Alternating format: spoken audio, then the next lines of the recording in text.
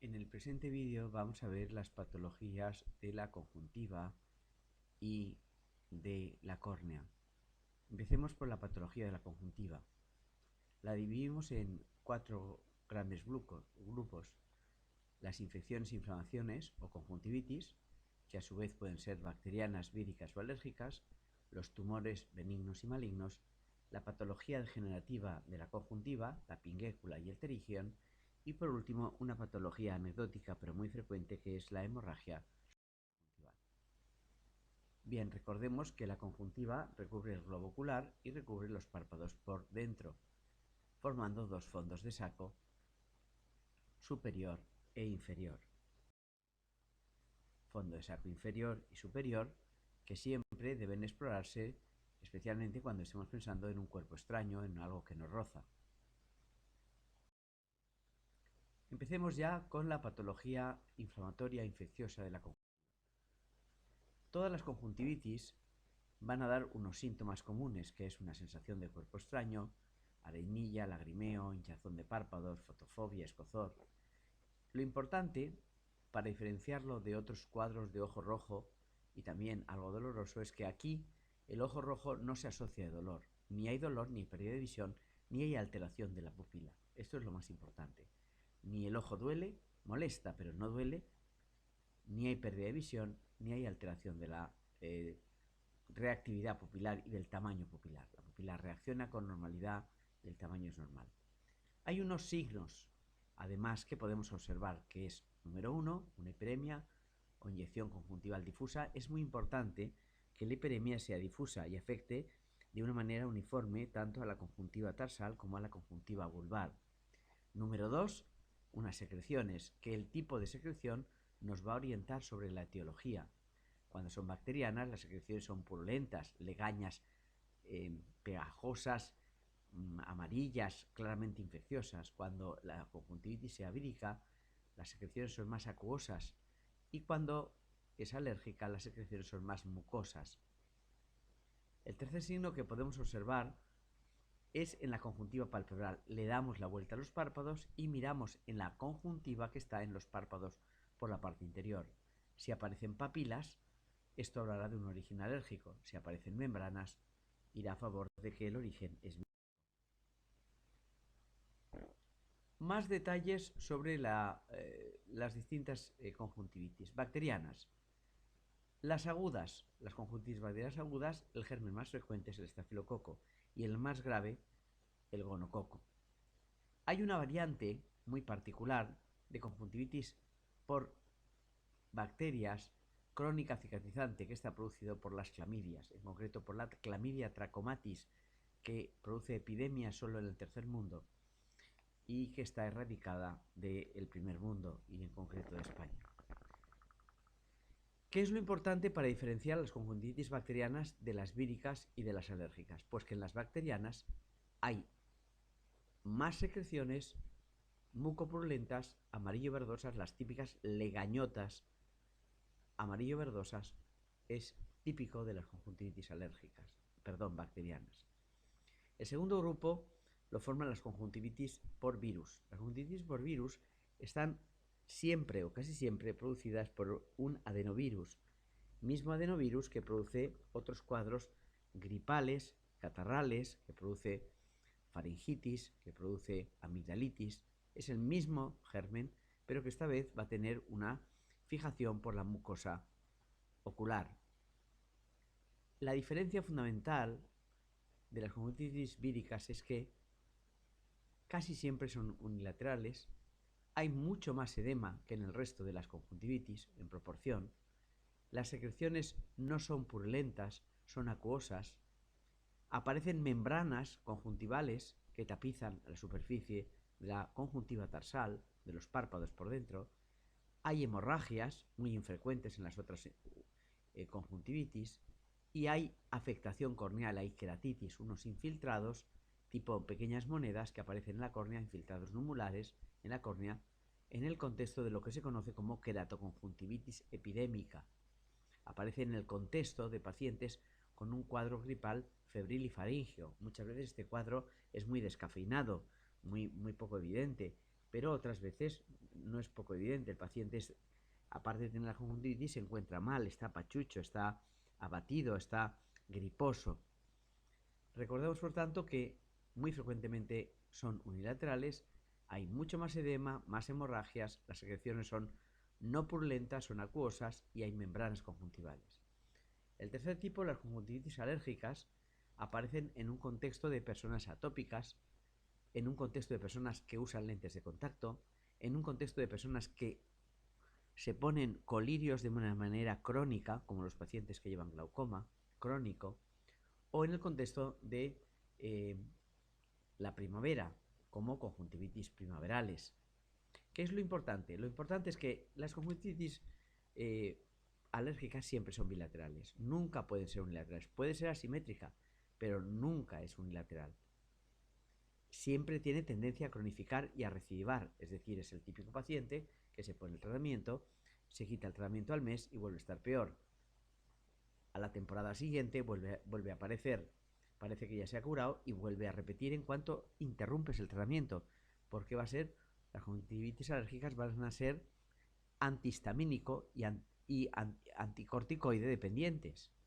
En el momento que tú suspendas los tratamientos, va a reaparecer la enfermedad, o bien con la nueva primavera, o bien con la reaplicación de los colirios, o bien con la reincidencia en el uso de lentes de contacto, o sencillamente, si es un atópico, va a tenerlo de una manera crónica. Por lo tanto, ¿qué es lo importante en las conjuntivitis alérgicas? Que hay picor y papilas. Hiperemia generalizada, un signo común a todas las conjuntivitis, conjuntivitis bacterianas, secreciones purulentas, conjuntivitis vírica, edema, más edema unilateral, menos legañas, más hemorragias, más membranas, membranas que pueden ser peladas de la superficie, más infiltrados corneales, conjuntivitis alérgicas, bilaterales, no unilaterales, papilas, picor, el paciente se pica, se rega con frecuencia los ojos. Por lo tanto, recordemos que en las bacterianas, más secreciones mucopurulentas, en las víricas, adenovirus, más unilateral, más edema, más secreción acuosa, más hemorragias, más infiltrados corneales, y las alérgicas, más picor y papilas. Un anexo importante que debemos hacer en el tema de las conjuntivitis son las conjuntivitis, vamos a decirlo así, especiales. Número 1. Las conjuntivitis del recién nacido del canal del parto, lo que se conoce como oftalmia neonatorum. Atentos, porque la primera causa en nuestro medio son las clamidias, pero la más grave es el gonococo si no se hace profilaxis. Por eso, todos los niños, al nacer, se les coloca una gota de povidona iodada y un poco de pomada de eritromicina para prevenir las conjuntivitis del recién nacido del canal del parto por contagio con las mucosas maternas. Recordemos, la primera causa de conjuntivitis de neonatorum es en nuestro medio las clamidias, pero la más grave que puede aparecer son los gonococos. En segundo lugar, hay dos causas de falsa conjuntivitis. Primera situación, las falsas conjuntivitis crónicas que aparecen en los niños de meses.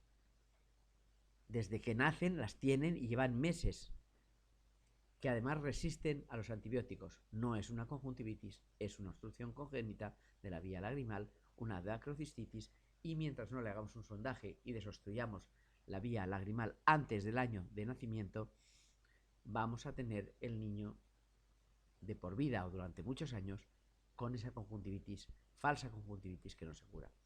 Y por último, también no debemos olvidar que la oftalmopatía tiroidea, como produce ese edema y congestión de partes blandas, esos ojos rojizos pueden simular falsas conjuntivitis crónicas no infecciosas. Por lo tanto, falsa conjuntivitis siempre pensar en un niño en una dacrocistitis o en un adulto también. Y número 2, una oftalmopatía. Conjuntivitis neonatorum.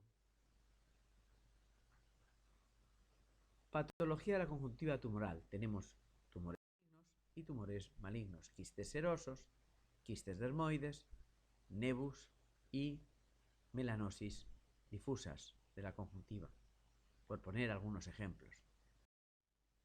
Tumores malignos, carcinomas, melanomas, sarcomas de Kaposi que simulan hemorragias conjuntivales y estas lesiones color loncha de salmón típicas del linfoma. Recordemos, por tanto, carcinomas, melanomas, linfomas y sarcoma de Kaposi. Linfoma, color salmón y sarcoma de Kaposi. Hay dos tipos de patología degenerativa de la conjuntiva a nivel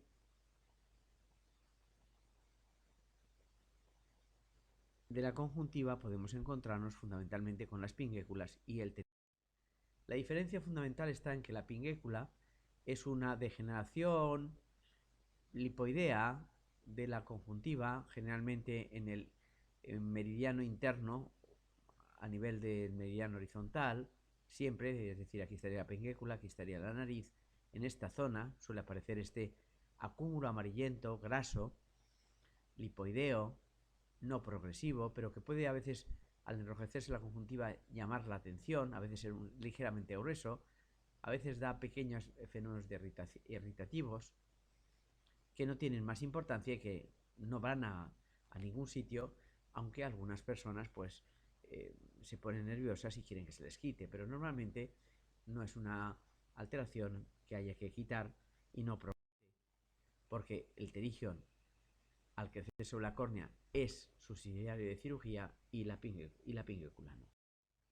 Y por último, las hemorragias subconjuntivales, que son hemorragias espontáneas, otras veces aparecen en el curso de maniobras de Valsalva, por ejemplo, a ir al servicio, en estornudos, en hacer un esfuerzo levantando a un familiar impedido, a levantar grandes pesos. Se producen estas hemorragias tipo rojo vino, este rojez tipo vino, que no es la rojez de la conjuntivitis, que aparece muchas veces en gente que tiene fragilidad capilar, y esa fragilidad capilar se reconoce porque es gente que con mucha facilidad, con pequeños golpes, se le hacen moraduras porque esté tomando Sintrón o aspirina, también más frecuentemente, pero también de una manera espontánea, sin tomar ninguna de estas medicaciones. Es gente que tiene mucha fragilidad en los capilares, es gente que le sangran con frecuencia las encías cuando se lava los dientes, o que le sangra espontáneamente la nariz. En este contexto de fragilidad capilar o de un esfuerzo pueden aparecer estas hemorragias que a veces son de repetición, que asustan mucho a los pacientes, pero que no tienen ninguna trascendencia y que nos obligan a tranquilizarles. Con esto damos por terminada la patología de la conjuntiva y pasamos a la patología de la córnea. En la córnea vamos a hacer un breve recuerdo anatómico y luego veremos los dos bloques fundamentales, que son las inflamaciones o queratitis, que a su vez pueden ser infecciosas y no infecciosas, y la patología degenerativa. Vamos al recuerdo anatómico. Os recuerdo que la córnea tiene un diámetro de 12 milímetros, un espesor de 500 micras, tiene una potencia dióptrica de más 40 a 42 dioptrías y que está inervada por el trigémino. La córnea, si lo analizamos en capas, tiene un epitelio y tiene un endotelio que contacta con la cámara anterior del intraocular, el epitelio que lo protege a la córnea de las posibles infecciones. Aquí tenemos una capa y aquí tenemos otra capa. Este es monocapa, el endotelio, y aquí hay varias capas de epitelio. Bien, la mayoría de la córnea no tiene células. La mayoría del espesor corneal está constituido por el estroma corneal, no tiene células, sino que solo tiene fibras colágeno perfectamente orientadas que le permiten ser completamente transparente. Esto es importante. ¿Por qué? Porque si se rompe el epitelio, cualquier germen que penetre en el estroma va a ser difícilmente erradicable, va a tener un nicho allí para crecer con facilidad. Además, recordemos que la córnea no tiene vasos, por lo tanto, va a ser una especie de zona climáticamente protegida de los mecanismos defensivos del cuerpo humano. Por otro lado, esta zona es la zona ideal, el estroma, donde vamos a realizar la cirugía refractiva con láser. Vamos a tallar la córnea en estas capas porque va a haber menor capacidad de cicatrización corneal y por lo tanto todo tallado que realicemos con el láser va a ser más estable, más permanente, más duradero. Vamos ya a ver las inflamaciones de la córnea o queratitis, que a su vez pueden ser infecciosas y no infecciosas. Las queratitis infecciosas tienen unos signos, unos síntomas y una evolución o complicaciones. Los síntomas fundamentales son los generales de cualquier proceso. Si uno tiene una infección en la córnea va a tener mucho dolor, fotofobia, le molesta la luz, lagrimeo, blefaroespasmos, unos mecanismos defensivos del ojo. A la observación, ¿qué es lo que nos vamos a encontrar? Nos vamos a encontrar dos cosas muy importantes. Una hiperemia, un enrojecimiento o hiperemia, que es como se conoce, pero esta hiperemia va a estar localizada en la región pericorneal exclusivamente, a diferencia de las conjuntivitis en los que la hiperemia era generalizada, aquí la hiperemia va a ser prioritariamente localizada sobre la región periquerática o pericorneal. Y luego nos vamos a encontrar con una lesión en la córnea, un acceso corneal.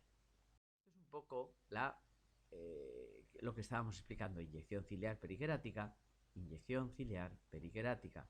Vemos como el resto de la esclera y de la conjuntiva están blancos. Si volvemos los párpados también están relativamente blancos.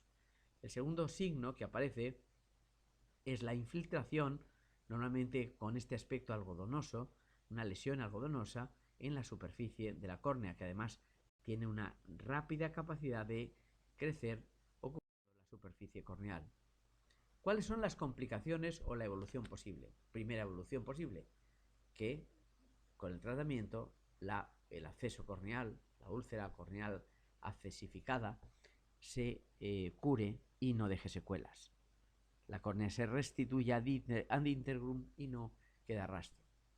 Siguiente posibilidad, que deje una cicatriz, deja un leucoma. Aquí ya no hay un acceso como en este caso, pero hay una cicatriz, ha quedado como un tatuaje, ha quedado marcada la córnea para siempre. Y esto, si afecta al eje visual, pues le va a hacer disminuir de manera permanente la visión. Siguiente complicación, por lo tanto, primera complicación, que tendríamos leucoma o nubécula en la córnea. Segunda complicación, que la córnea se digiera y desaparezca y por lo tanto aparezca una hernia de iris, el iris tenga tendencia a salirse por el orificio que ha dejado la córnea al deshacerse. Aquí tenemos dos ejemplos de hernias de iris. Segunda complicación. Tercera complicación, que el acceso corneal progrese, llegue a las capas profundas y empiece el pus a penetrar dentro del ojo, produciéndose un hipopión en la cámara anterior. Este depósito de pus es el hipopión y desde ahí una endoftalmitis o infección masiva del globo ocular, porque una vez el germen llega a la cámara anterior se va a encontrar con todo un territorio, con toda una pecera por todo el interior del ojo para poder crecer y multiplicarse, y va a ser difícil que las defensas puedan llegar hasta las cavidades interiores, como puede ser la cámara anterior o el vítreo. Tienen dificultades para llegar. Por lo tanto, cuando el acceso corneal produce un hipopión, estamos ante una situación de riesgo gravísimo de pérdida. Hay distintas etiologías.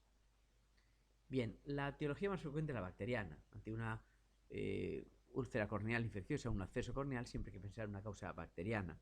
Y dentro de las bacterianas lo más frecuente es el estafilococo y lo más grave es que sea por pseudomonas. La úlcera corneal más grave bacteriana es por pseudomonas. Cuando sea por hongos, tenemos que pensar en dos orígenes para hongos. Que haya habido una entrada de material vegetal, es decir, una persona que se ha pinchado en el campo y una pequeña rama pues la deja un poco de resto de material incrustado en la córnea, y este material, cuando tengamos vegetales, antecedentes con traumatismos vegetales, siempre hay que pensar en Aspergillus. Cuando la úlcera corneal y el acceso corneal aparezca en pacientes inmunodeprimidos, siempre habrá que pensar en cándida. La tercera causa muy importante es por amebas. Las amebas aparecen en el contexto de personas que se bañan con lentes de contacto y que además hacen unas, laxas medidas higiénicas con el uso de las lentes de contacto, como bañarse con ellas en las piscinas o limpiarlas con el agua del grifo. Todo esto hace de caldo de cultivo para que los pacientes puedan tener una infección amebiana de la córnea muy grave. Por lo tanto, siempre recordar la asociación amebas, lentes de contacto y contacto con aguas no estériles como agua del grifo, piscinas, etcétera, etcétera. Y por último, las úlceras, cuando el origen es herpético, tienen un aspecto especial y particular tipo dendrítico arboriforme. Aquí tenemos lo que estamos hablando. El herpes es el único germen capaz de producir este tipo de úlceras como si fuera una ramita que ha quedado pegada en la córnea. Estas típicas úlceras dendríticas son producidas por el virus herpes. Infecciones por amebas. Estas infecciones por amebas siempre hay que sospecharlas en un paciente en un contexto de contacto con aguas no estériles, por ejemplo, aguas estancadas, gente que se ha bañado en charcos, con piscinas, piscinas no bien desinfectadas, y especialmente que estén usando lentes de contacto.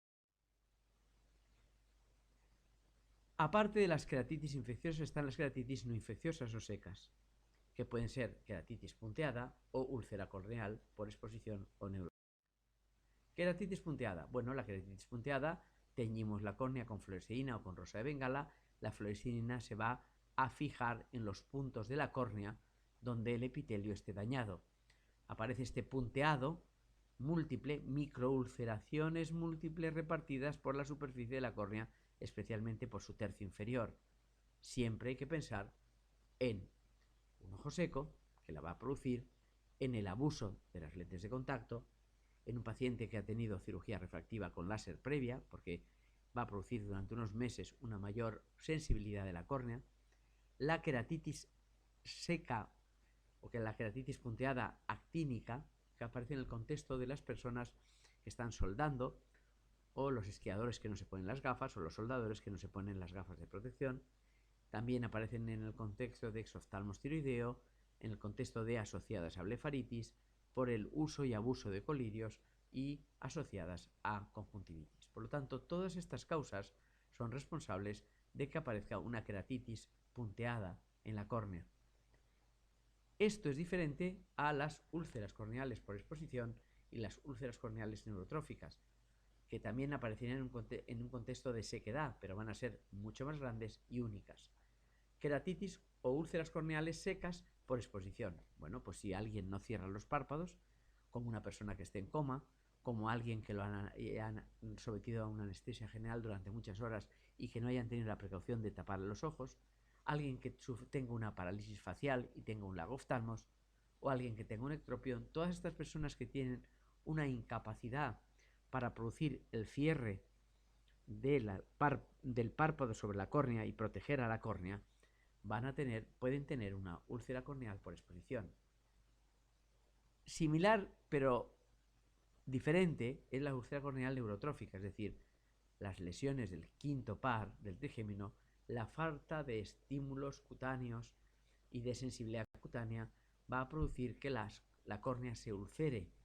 Una parálisis del quinto par por herpes zóster o en diabéticos va a hacer que aparezcan estas úlceras corneales tróficas que son similares a las úlceras corneales por exposición, pero diferentes completamente, como ven, a lo que serían las queratitis punteadas, que son microulceraciones difusas y múltiples, como si alguien con un punzón fuera taladrando, haciendo pequeños picoteados sobre la córnea, diferente a estas úlceras grandes, úlceras neurotróficas por lesiones del quinto par o úlceras por exposición en el contexto de coma, de parálisis del tercer par y de pacientes sometidos a una anestesia general o que sufran un lagoftalmos por una parálisis del séptimo par, perdón, no del tercer par, sino del séptimo par, o un ectrópico. Con esto damos por terminado el bloque 1 de la patología de la córnea, que serían las inflamaciones infecciosas o no de la córnea. El bloque 2 sería la patología degenerativa. y en la que vamos a resaltar 6 subpatologías importantes. Número 1, el anillo de Kayser-Fleischer. Número 2, el gerontoxon. El anillo de Kayser-Fleischer aparece en el contexto de la enfermedad hepatocerebral de Wilson, degeneración hepatocerebral de Wilson, por déficit de ceruloplasmina se produce un depósito de cobre en todos los tejidos y va a producir una degeneración hepática, una cirrosis, y va a producir una degeneración cerebral y una demencia progresiva. Este cuadro de cirrosis y demencia, por tener un déficit de ceruloplasmina y por lo tanto no poder metabolizar el cobre que se deposita en esos tejidos, también se deposita de una manera silenciosa en la córnea periférica, dando lugar a este anillo verdoso o degeneración o anillo de Kayser-Fleischer, bilateral, asintomático. No llama la atención, nadie dice, uy, qué ojos verdes, tan verdes tienes, que seguro que los tienes llenos de cobre. No dicen eso la gente, sino que, pero nosotros como oftalmólogos y como médicos podemos ayudar tanto al neurólogo como al hepatólogo a diagnosticar precozmente una degeneración hepatolenticular de Wilson. Muy importante, muy importante. En segundo lugar, el gerontoxon, que es este anillo blanquecino, que también es asintomático, igual que el anillo de Kayser-Fleischer, asintomático, completamente asintomático. Aparece en algunas personas asociado a hipercolesterolemia, pero como aparece en gente mayor, muchas veces campesinos expuestos al sol, pues no está muy claro la relación más bien con la hipercolesterolemia, sino más bien con la senilidad y con la edad. Este anillo no es sintomático, se desarrolla muy lentamente durante muchos años y no tiene mayor... La tercera patología va a ser esta pequeña alteración que aparece en la córnea, estos bigotes de gato, depósitos en bigotes de gato o córnea verticillata. Esto sería más bien la córnea verticillata tipo enfermedad de Fabry, y esta sería más bien la que aparece en el contexto de la amiodarona. También aparece en el contexto de la ingesta de cloroquina, es decir, los pacientes que toman amiodarona, que es un antiarrítmico, el Trangorex famoso, durante muchos años el único antiarrítmico que había comercializado, pues se les produce este depósito a nivel de la córnea, asintomático en ambos ojos, que no les quita visión, pero que claramente este tatuaje es detectado cuando vemos al paciente a la lámpara hendidura. Lo mismo ocurre por cloroquina y, muy importante, lo mismo ocurre en esta enfermedad de depósito, que es la enfermedad de Fabry, una enfermedad con déficit de alfa-galactosidasa que va a producir que la ceramida se deposite en los tejidos, provocando una degeneración cardíaca, renal y neurológica, enfermedad ligada al cromosoma X y por lo tanto que padecen los varones y transmiten las mujeres. Es muy importante su detección. ¿Por qué? Porque hoy en día empieza a haber un tratamiento para evitar que estas enfermedades de depósito progresen, tratamientos precoces que se están desarrollando, y por lo tanto es inadmisible esperar a que un paciente tenga una degeneración cardiorrenal y neurológica por no haber sido detectado en la lámpara hendidura. Por lo tanto, una de las cosas que siempre tendremos que buscar cuando nos encontremos en un hallazgo casual, en una exploración casual en un paciente, estos depósitos en bigotes de gato o córnea verticillata, es descartar una enfermedad de Fabry.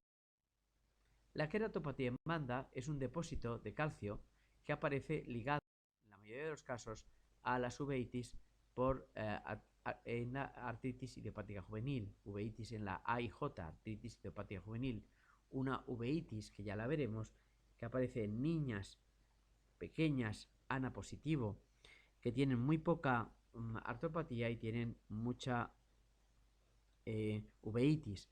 Estas uveitis crónicas que duran años y que les van a dejar ciegas progresivamente de ambos ojos, se asocian de cataratas y se asocian de glaucoma también, pero es muy típico la presencia de estas bandas en la córnea blancas que cruzan la córnea y acaban también influyendo en la pérdida de visión. Queratopatía en banda, veis esta banda blanquecina, queratopatía en banda, siempre descartar su asociación a artritis idiopática juvenil.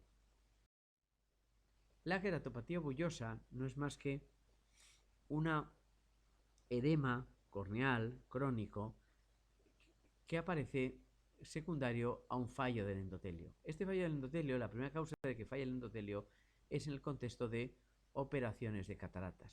¿Por qué es importante? Porque después de una cirugía de cataratas se produce, el endotelio no resiste la cirugía y se produce su claudicación.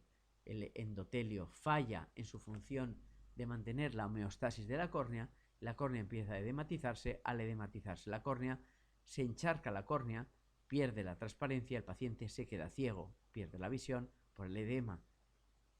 Este edema con estos pliegues en la córnea y este edema blanquecino acaba produciendo estas bullas, por eso se conoce como queratopatía bullosa.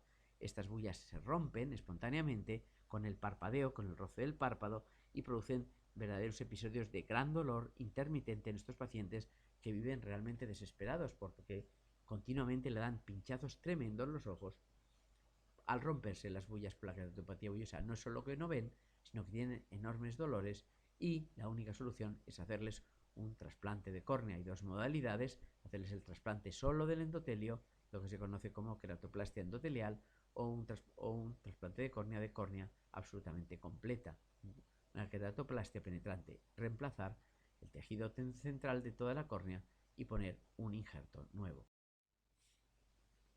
Queratocono. La última patología degenerativa de la córnea es el queratocono, que es, ya vimos, una patología que puede ser uniobilateral, puede ser casos espontáneos o de incidencia familiar. Y debe sospecharse en toda persona joven que tenga un astigmatismo miópico progresivo. Es decir, es el típico joven de 15, 18, 20, 22, 24 años que tiene una dioptría, luego tiene 2, luego tiene 4, luego tiene 6, luego tiene 8. Y esto es debido a una progresiva, un tratamiento con riboflavina, con gotas de riboflavina durante media hora. Cuando la córnea esté impregnada, se le tome ya unas radiaciones ultravioletas y esto va a cambiar la estructura de la colágena corneal, va a endurecerlas y va a impedir la progresión del queratocono. Dado que hoy ya tenemos un tratamiento eficaz para evitar la progresión del queratocono, es muy importante diagnosticar precozmente estos queratoconos antes de que lleguen al estadio de trasplante corneal. Por lo tanto, recordemos que un queratocono debe siempre descartarse ante la presencia de una miopía, astigmatismo miópico progresivo. Si no, llegamos a tiempo, pues ya habrá que hacer un trasplante de corneal, tanto en este caso como en el caso de una queratopatía bullosa. Se retira un botón corneal central y se sutura un nuevo botón corneal en la zona central. Aquí tendríamos antes y después del trasplante de córnea. Y con esto podemos dar por terminada la clase número 5, que sería la patología de la córnea. Y pasamos a la clase número 6, o patología del cristalino.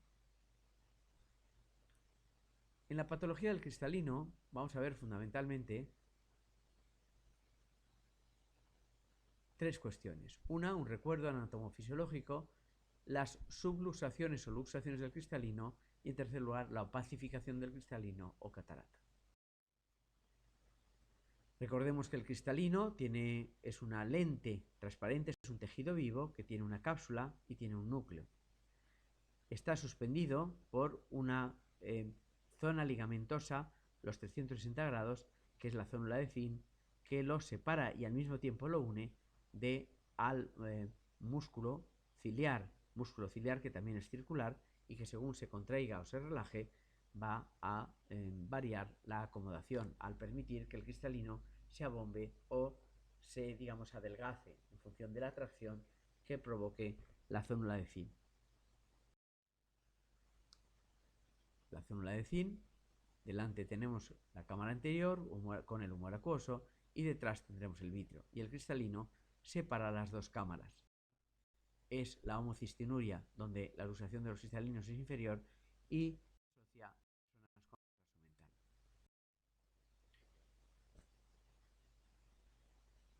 El último punto a tocar en el tema del cristalino sería la opacificación del cristalino o catarata. Pérdida de transparencia del cristalino es similar a decir catarata.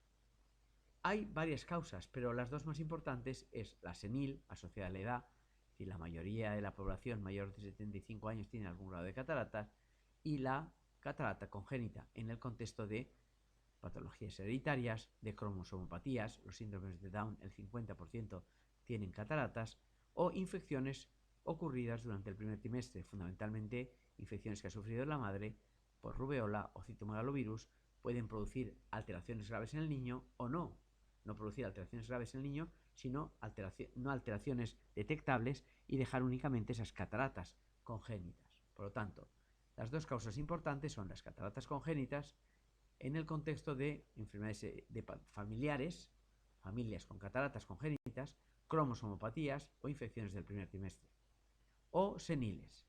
Pero además de estas dos causas importantes, hay otras tres causas importantes de cataratas. Una, la iatrogénica.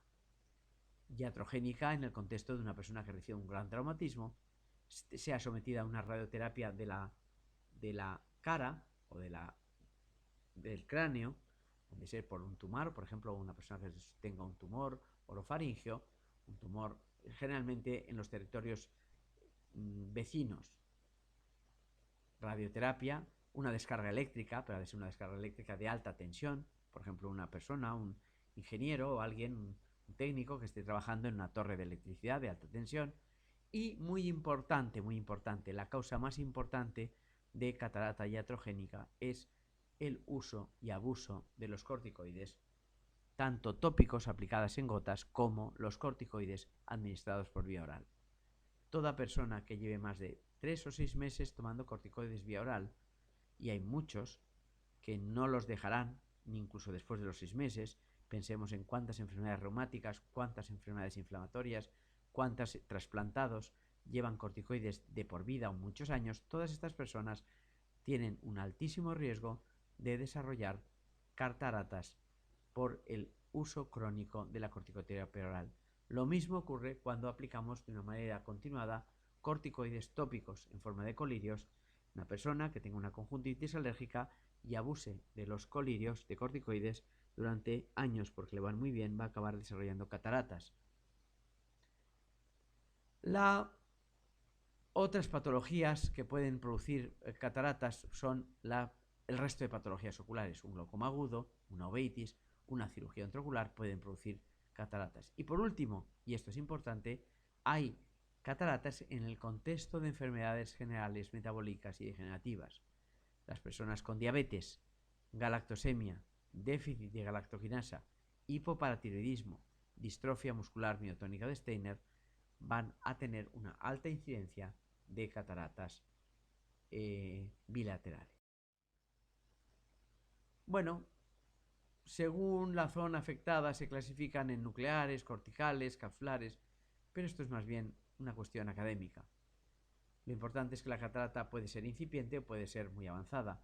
Y lo importante no es las cataratas no se evalúan al peso. Es decir, tengo mucha catarata, no es un problema de peso, de lo que no es como ir al mercado y llevarte una bolsa llena de cataratas, no. La catarata te quita visión en función de su localización. Cuanto más en el eje visual, más visión te quita. ¿Cuáles son los síntomas precoces en los que hay que sospechar una catarata? Cuando un paciente tenga una disminución progresiva de su visión de lejos, pero conservándola de cerca. Se produce una disociación lejos-cerca. La catarata va a hacer que la persona no vea de lejos, no pueda conducir, no reconozca a alguien en la calle, no vea los letreritos en la televisión, pero se pone a leer, se pone a coser y se pone a mirar el móvil y lo ve perfectamente. Esta disociación, pérdida de visión de lejos-cerca, es muy sugestiva de catarata. El paciente con catarata va a aumentar la miopía.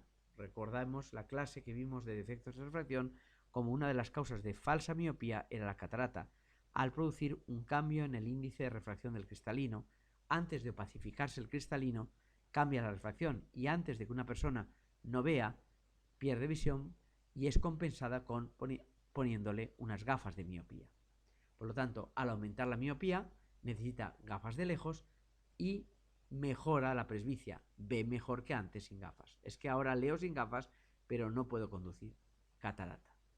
Hay deslumbramientos diurnos y nocturnos, disfotopsias, es decir, les molesta el sol, les molesta los faros de los coches, ven halos alrededor de las luces porque chocan con las pequeñas opacidades del cristalino, disminución del color de los objetos, ven todo más gris, pierden el color rojo rojo, azul azul, verde verde, pierden luminosidad los objetos, todo parece más apagado, todo está más oscuro porque el cristalino va haciendo como una especie de filtro interior o de gafa de sol interior que te impide ver. Diplopia monocular, también otro síntoma de la catarata, cuando una persona ve doble, porque tiene en el cristalino de desdobla las imágenes, tiene cataratas. Por tanto, debemos pensar ante una diplopia monocular en cataratas, en subluxación del cristalino o en astigmatismo no corregido. Además de estos síntomas, cuando la catarata sea congénita, va a producir unas consecuencias especiales. Leucocoria, pupila blanca, ojo vago, el ojo no va a desarrollar la visión, si tiene una catarata el niño no va a ir desarrollando su visión, estrabismo y nistagmus.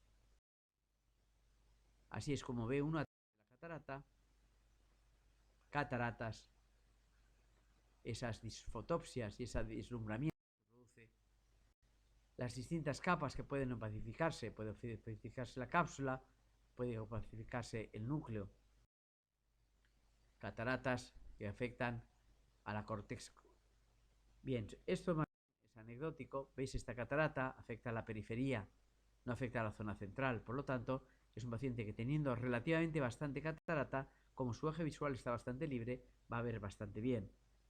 Hay que operar la catarata, en cambio esta otra catarata, al ser muy central, pues el paciente con relativamente poca catarata va a ver muy mal. Por lo tanto, esta es una catarata ya pasada, hipermadura, blanca, el paciente no ve nada y nosotros tampoco vemos nada de lo que hay dentro del ojo. Hay fundamentalmente dos técnicas para realizar la cirugía de la catarata. No hablaré de la intracapsular, que es la que realizábamos hace muchos años, que es cuando se quita al paciente, solo se realiza en situaciones muy especiales, se le quita al paciente el cristalino en bloque y se le deja al ojo sin cristalino, compensándolo con una gafa, una lente de contacto muy gruesas en el exterior. La técnica habitual que utilizamos en la mayoría de los casos es la técnica extracapsular mediante facoemulsificación sónica por ultrasonidos. Utilizamos un terminal de ultrasonidos para destruir el cristalino y a continuación, en el lugar del cristalino, colocamos una lente intraocular. La técnica de facolisis por láser o femtosegundo es la que se va a imponer en muy poco tiempo, que ya estamos realizando en Valencia en algunos centros, que consiste en desde fuera, antes de abrir el ojo, con un láser licuar el cristalino, de manera que nosotros entramos en el ojo ya con el cristalino ya completamente licuado y únicamente vamos a inyectar la lente intraocular para sustituir la potencia del cristalino. Siempre tomamos medidas del paciente con el fin de personalizar la lente intraocular que le vamos a poner al paciente. Vamos a intentar dejar luego de la operación al paciente con 0 dioptrías, lo más hemétrope posible y viendo lo mejor posible de lejos y cerca. Dado que ya le vamos a quitar el cristalino, dado que lo vamos a someter a una operación quirúrgica, vamos a intentar que luego vea lo mejor posible sin gafas, tanto de lejos como de cerca. Para ello, hacemos una serie de cálculos con una serie de computadores donde el aparato nos va a medir la curvatura de su córnea, su longitud axial del ojo, una serie de parámetros comprendiendo la profundidad de la cámara anterior y con todo eso determinamos cuál es la lente exacta que tenemos que dejar.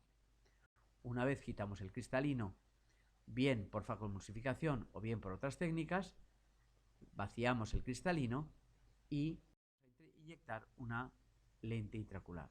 Hacemos un ojal en la cápsula anterior, metemos el terminal de ultrasonidos, nos comemos el cristalino una vez destruido por los ultrasonidos y en ese hueco, en ese saco vacío, vamos a colocar una lente intraocular que actualmente es plegable y luego se despliega dentro con la potencia apropiada, sustituyendo las 20 dioptrías iniciales que tenía el cristalino antes de ser extirpado. Esta maniobra inicial es la que estamos sustituyendo con el femtosegundo, el láser femtosegundos, porque cuando entramos ya solo tenemos que hacer esta maniobra porque esta maniobra ya ha sido previa. realizada. Lentes intraoculares hay de distintos tipos: monoculares, que es la clásica lente para ver de lejos, pero el paciente necesita sus gafitas para ver de cerca, o lentes intraoculares bifocales, donde les corregimos las dioptrías de lejos y de cerca para que luego vean sin gafas. ¿Cuáles son las complicaciones más importantes de una cirugía de cataratas? Pues uno, que se produzca un edema corneal, una queratopatía bullosa, es decir, la cirugía ha sido larga, costosa, todo esto ha liberado tantos ultrasonidos que al final el endotelio falla en su capacidad de ser transparente, se muere, y pierde su función de homeostasis de la córnea se encharca y aparece una queratopatía bullosa. Segunda complicación, que vaciando el cristalino del núcleo, comiéndonoslo, se rompa la cápsula posterior y entonces el vítreo que está detrás salga, o que el cristalino esté parcialmente comido y se caiga al fondo. Tercera complicación, edema macular postoperatorio un mes después de la cirugía. Cuarta complicación, endoftalmitis, la complicación más grave de la cirugía, es decir, un estafilococo penetre a través de la microincisión que hemos realizado y provoque una infección masiva del globo ocular. La quinta complicación realmente no es una complicación, es algo que ocurre en el 100% de los casos, y es que la cápsula posterior se acabe opacificando. Es lo que la gente llama que la lentilla se me ensució. Y esto, aquí tenemos la endoftalmitis, un paciente está operado y a las 48 horas aparece con este pus, este hipopion, este edema en la córnea, y ha aprovechado un estafilococo en penetrar para infectar el ojo. La segunda complicación es que con el tiempo la cápsula que hemos dejado posterior del cristalino se opacifique, y esta opacificación de la cápsula posterior, como vemos aquí, haga como si apareciera otra vez una catarata. Hoy en día podemos con mucha sencillez realizar una capsulotomía, un orificio con láser desde fuera en la propia consulta, no hace falta meter al paciente al quirófano, limpiamos lo que llamamos limpiar la lente, que no es limpiarla, realmente lo que hacemos es perforar la membrana que tiene el paciente detrás. Como la lente ya está fibrosada, aunque perforemos y hagamos un ojal, la lente no se va a caer por este agujero. Por lo tanto, esta capsulotomía con láser jack es una maniobra casi que hay que realizar en los pacientes al año en el 100% de los casos. Con láser se taladra este agujero y se deja el eje óptico otra vez libre.